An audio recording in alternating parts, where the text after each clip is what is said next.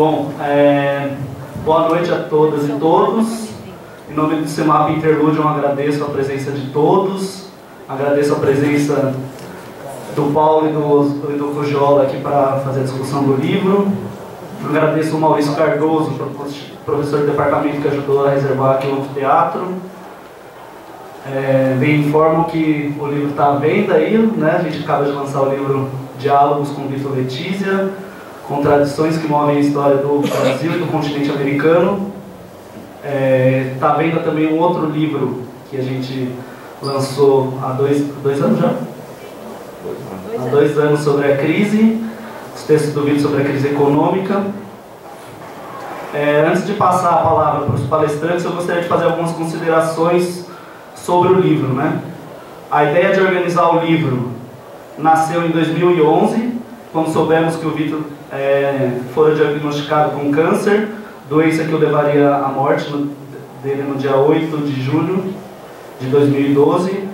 Em visita ao Vitor, em Gramado, né, alguns amigos ex-militantes da Organização Socialista Internacionalista, a OSI, propuseram para o Vitor uma reflexão por meio de entrevistas sobre os grandes acontecimentos políticos, sociais e ideológicos que deram forma ao Brasil e ao mundo contemporâneo.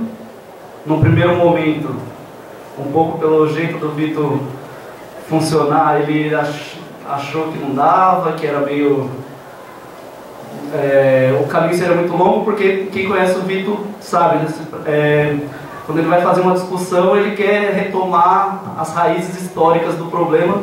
Para quem leu o texto do Vitor sobre a China na grande crise rastejante, dá para ter uma ideia. Ele volta 2000 anos antes de Cristo para fazer uma discussão sobre a questão dos camponeses no dia de hoje. Então, para fazer essa discussão sobre a política nos dias de hoje, o Vitor falou assim: não é possível se a gente não fizer uma discussão sobre a Revolução Francesa, sobre a social-democracia europeia, sobre a Revolução Russa e a forma como o movimento brasileiro traduziu esses movimentos, né? Ele trabalha muito com essa ideia de tradução, como que a gente recebeu esse movimento e como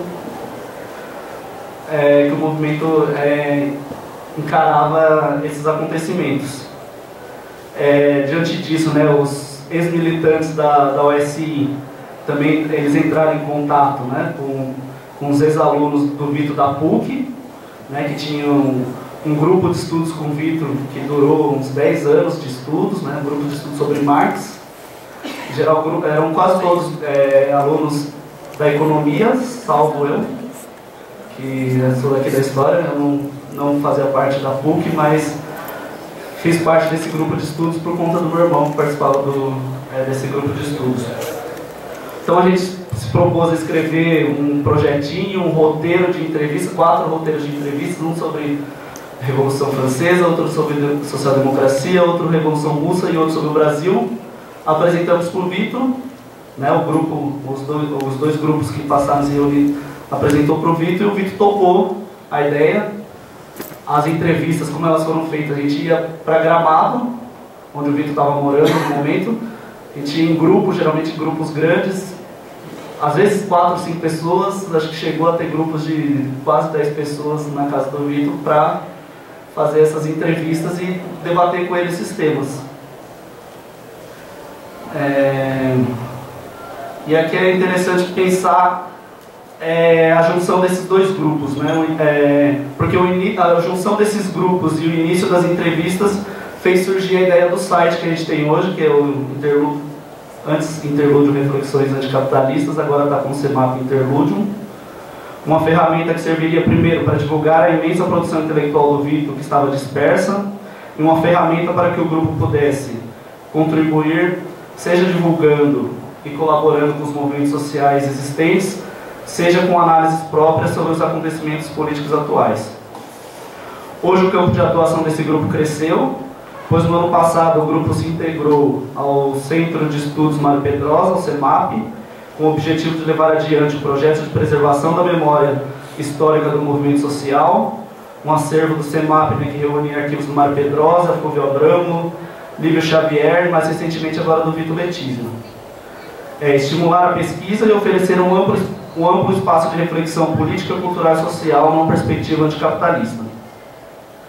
Como afirma o título, o livro se deu a partir de um diálogo com Vitor Letícia, ou seja, uma conversação que pressupõe 2 ou mais pontos de vista diferentes, num clima de boa vontade e compreensão recíproca. Ao todo, foram mais de 100 horas gravadas, e esse é o primeiro de um total de 3 livros que lançaremos. Embora não seja a ordem proposta pelo Vitor, que fez questão de debater o que poderíamos chamar de gênese do mundo contemporâneo, antes de discutir os temas brasileiros, o grupo assumiu a opção de iniciar pelo que seria o fim dos diálogos, das conversas. A opção, por isso, é por conta da urgência do debate que é feito nesse livro, principalmente naquilo que diz respeito à esquerda brasileira, a questão da redemocratização, da formação do PT e da CUT, ou ainda da abordagem crítica que o Vitor faz sobre o que ele chama de simbiose entre o Estado e as finanças. Então, o grupo, a gente achou mais viável lançar esse volume primeiro. Antes de passar a palavra também, acho que valeria algumas palavras. Algumas palavras sobre a figura do Vitor. Digo isso porque mesmo tendo em vista uma vida militante bastante ativa do Vitor desde os anos 60 e de ter lecionado na PUC por mais de 20 anos, o Vitor não foi uma pessoa muito conhecida, seja entre as pessoas que a gente convidou para os debates até agora, e muitas vezes entre o público, né? Tirando aqui a gente que faz parte do grupo, acho que boa parte das pessoas não conheceu o Vitor Letícia, né? Os estudantes aqui da história, da geografia, não tiveram muito contato com o Vitor. Para a gente ter uns exemplos, né, no lançamento da Grande Crise Rastejante, a professora Leda afirmou que militou com o Vitor, mas teve pouco contato pessoal com ele. Na vida acadêmica, ela lembrou ter tido alguns encontros, mas não sabia da produção acadêmica do Vitor. Antes de ler o livro, de prefaciá-lo, a professora Leda conta que guardava uma visão um pouco mítica da forma como as pessoas viam o Vitor, né? Foi assim que ela disse, ou o camarada Gilberto, como ela lembrou, porque ela conheceu o Vitor também no período em que ele veio como clandestino da França, então ele estava com o outro nome dele, nome de guerra, nome de militância. O mesmo Paulo Arantes, também que participou do debate do lançamento do Crise Rastejante, também lembrou que teve pouco contato com o Vitor, lembrou de algumas palestras na PUC, lembrou de alguns encontros, acho que no período de formação do SOL, e lembrou do Seminário das Quartas, né, que foi, acho que, o último evento público junto com o lançamento do Interlúdio que o Vitor participou. Esses foram os contatos do Paulo com o Vitor, além dos textos que o Vitor escrevia, textos sobre a questão, sobre a guerra do Iraque ou sobre o Afeganistão, que eu fazia essa ponte de vez em quando, eu imprimia os textos e passava para o Paulo, e a mesma coisa no inverso, também vivia passando o texto do Paulo para o Vitor, e esses debates aconteciam em geral nos grupos de estudos que a gente tinha. Por fim, vale lembrar também a Isabel Loureiro, agora no começo do mês a gente lançou o livro na PUC, e ela também afirmou não ter conhecido o Vitor, né? Ela lembrou que o ex-companheiro dela participou da OSI e falava muito do Vitor, mas nas palavras dela, o Vitor não existia. Era uma coisa que alguém tinha inventado.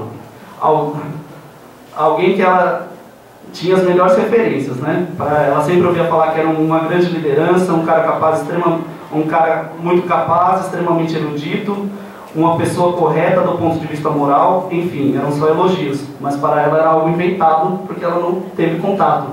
Ela lembrou que foi ter contato não exatamente com o Vitor, mas com o texto do Vitor no período depois que ela defendeu o mestrado dela sobre Mário Pedrosa, sobre o jornal que o Mário Pedrosa tinha. Ela foi lembrar que ela teve contato com o texto do Vitor, em que o Vitor faz uma crítica à forma como o Mário Pedrosa leu a Revolução Russa.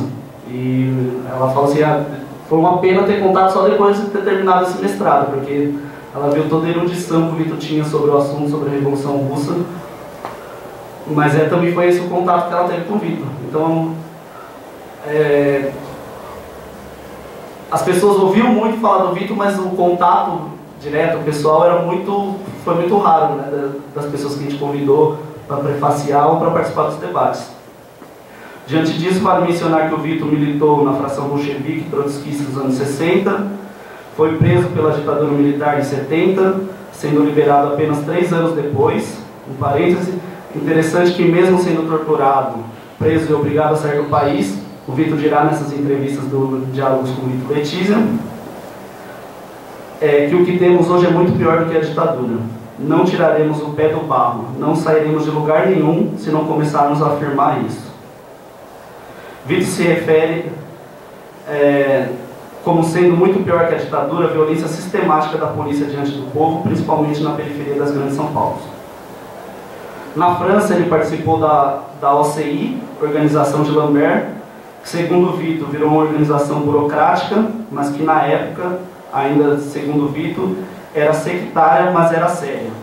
Permitiu ele entrar em contato com intelectuais como Pierre Brouet, Jean-Jacques Marie, Gerard Bloch e Stefan Just. Em 76, após o exílio na França, Vitor ajudou a fundar a OSI no Brasil, organização que ele rompeu 10 anos depois. Durante 2 décadas foi professor da PUC, onde ele orientou por 10 anos o grupo de estudos que eu mencionei, do qual fiz parte também, né? Nos últimos anos de vida dele, ele também militou no PSOL, né? Ele participou da formação e participava de algumas atividades do PSOL. A produção intelectual do Vitor nesse período foi bastante extensa, mas a circulação muito pequena, né? Em pequenos grupos, em grupos de estudos, ou nos lugares onde ele estava militando, então ele fazia algum tipo de análise de conjuntura ou algum tipo de relatório para as pessoas lerem e debaterem, mas a circulação foi muito pouca, salvo a revista O Olho da História do Jorge Nova lá da Bahia, foram poucos os veículos que publicaram coisas do Vitor nos anos 90 e 2000. Então, nosso trabalho atual de divulgação, de juntar os textos do Vitor no site Interlúdio tem um pouco esse trabalho de juntar coisas que estavam muito dispersas e que circulavam em meios muito pequenos, restritos para as pessoas. Para terminar, em termos bastante pessoais, mas creio que deve ser o sentimento da maioria dos meus amigos do grupo Interlúdio, termino minha fala enfatizando a falta que o Vitor faz.